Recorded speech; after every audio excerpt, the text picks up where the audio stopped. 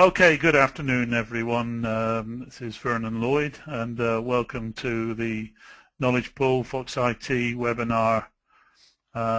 Just to briefly go through some of the highlights of the new version of ITIL, the 2011 version.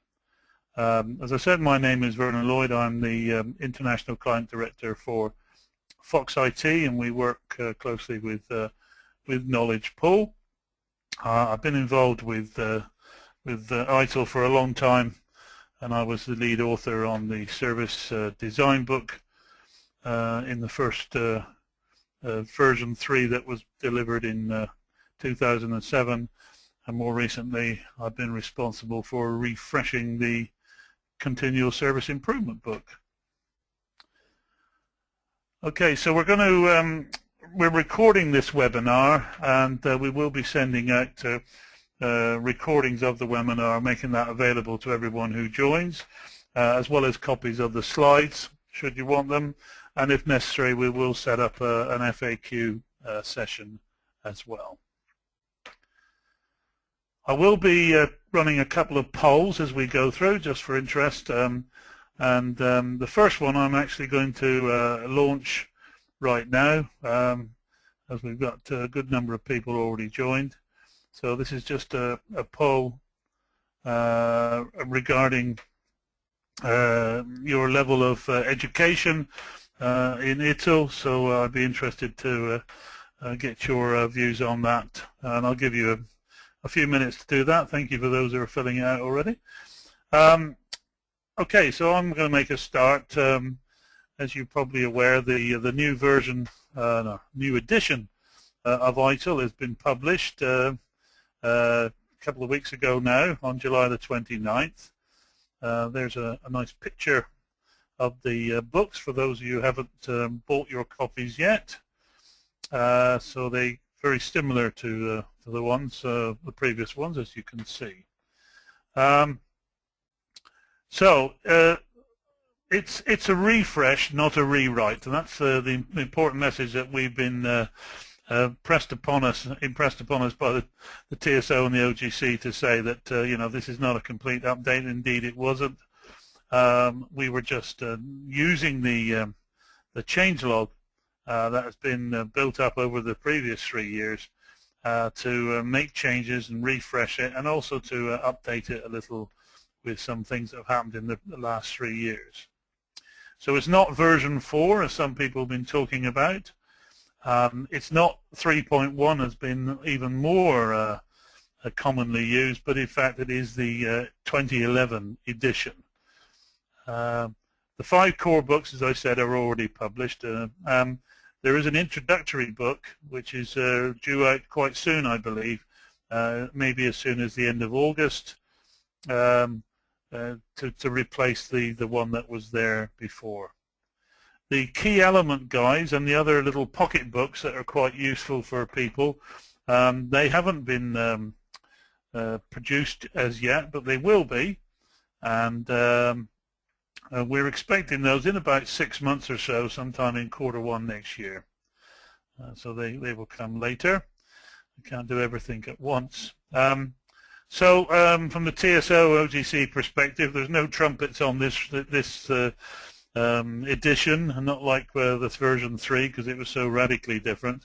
This is you know, just been a lukewarm release in some ways, but nonetheless, I think that I hope you'll find them better than previously. And the other thing I put there is no capitals, and one of the big changes you might see in the books is that capital letters have been removed from every process and document title, like SLAs and such like. We no longer use capital letters. This was instructions from the publisher, as it was supposedly better.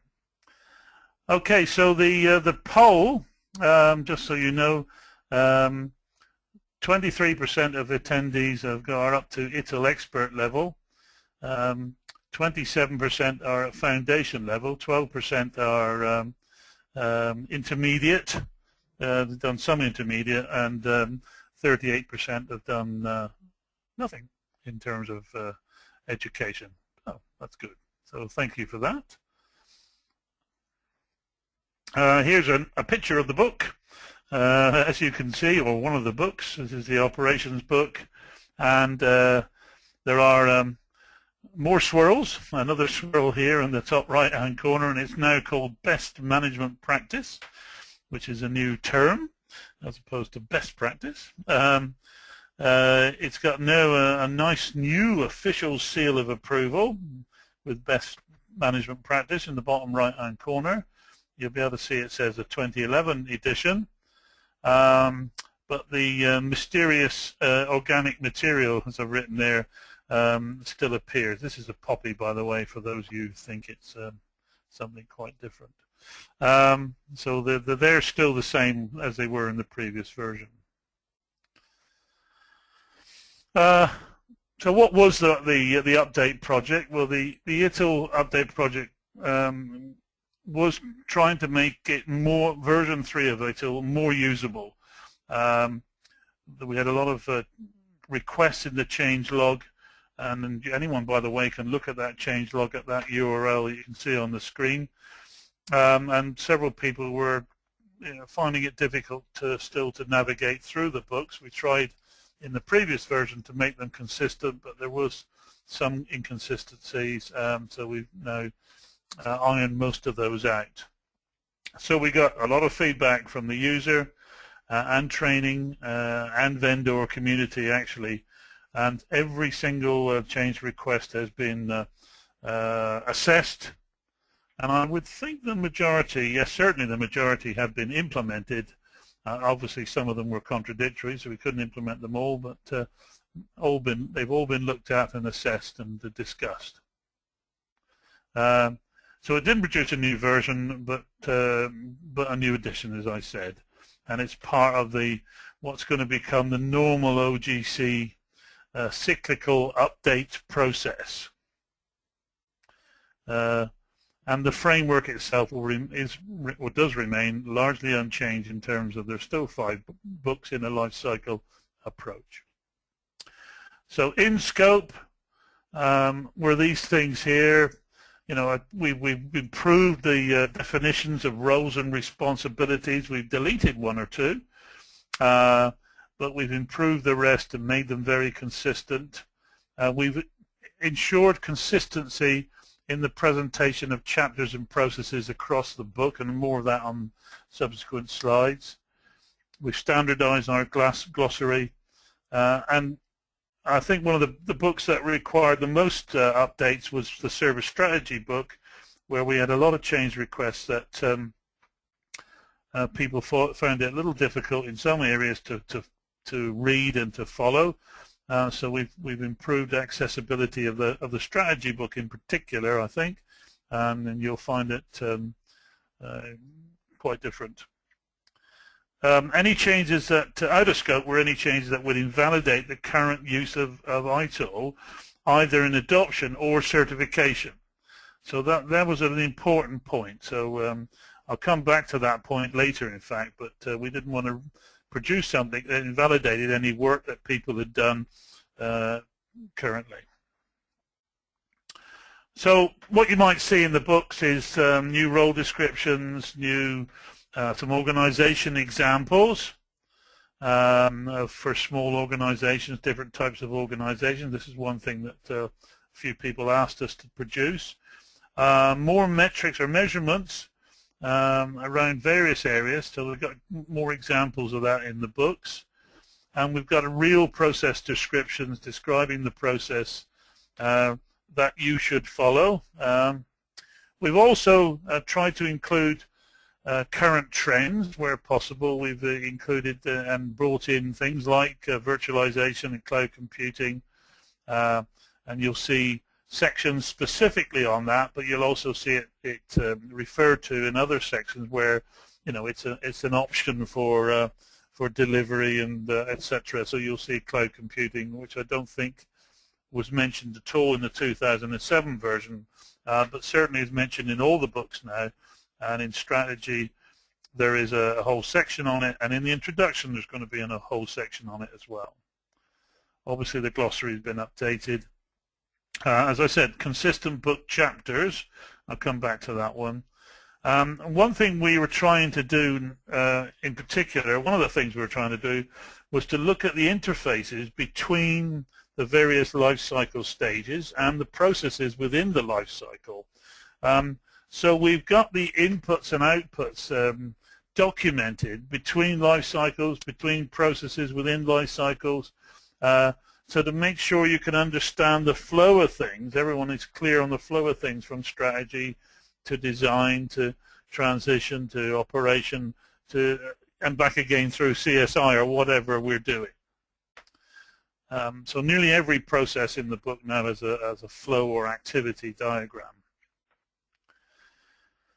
I won't dwell on this too much, but just to give you a feel for the structure of the chapters. Chapter 1, the introductory chapter, looks at the scope, objective, and summary of the books. Chapter 2, Service Management as a Practice, is the same in all books.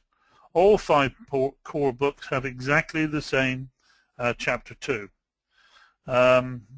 So Chapter 3 looks at service transition principles or service strategy principles or whatever, looks at policies, optimizing inputs and outputs. And within Chapter 4, the only thing you'll find within Chapter 4 is the processes documented within that life cycle stage. And every process in every book has this exact format. So 4.1.1 or 4.6.1, whatever it is, will be purpose and objectives. 4.1.7 will be information management. 4.1.9 will be challenges and risks. That exact same structure is in every book, which again is one of the things we're trying to do to make the navigation easier. Chapter 5 is methods and techniques and is specific to the books, so there's some differences between the books obviously. Chapter 6 talks about organizing for service transition, service operation or whatever, and that looks at functions, roles and responsibilities, competencies, and etc. 7 looks at technology, 8 about implementing that, and 9 looks at challenges, critical success factors and risks.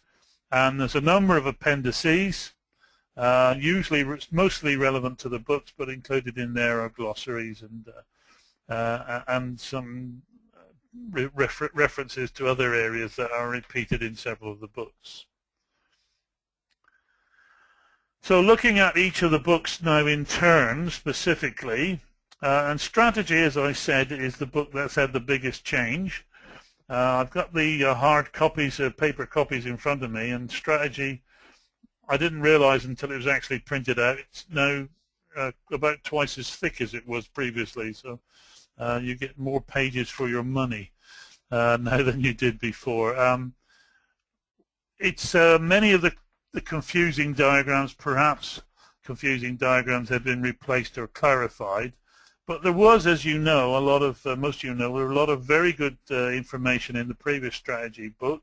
So those concepts are kept, and they're maybe clarified and enhanced, but they're still there, and they're, we're building on those and improving. Concepts for how IT service management is impacted by cloud computing, as I said, that's covered within the strategy book. There are 5 processes now within service strategy.